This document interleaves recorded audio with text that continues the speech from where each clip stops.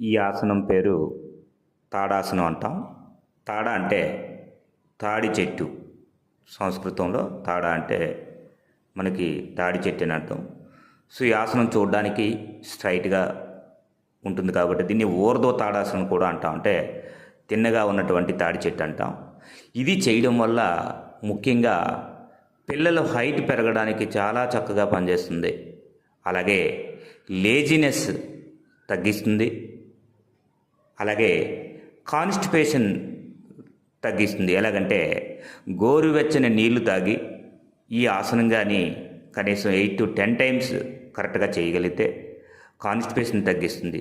కాబట్టి ముఖ్యంగా పిల్లలకి హైట్ పెరగడానికి ఈ ఆసనాన్ని తప్పనిసరిగా చేయిస్తూ ఉండాలి. అలాగే ఏకాగ్రత కూడా ఈ ఆసనం వల్ల మనకి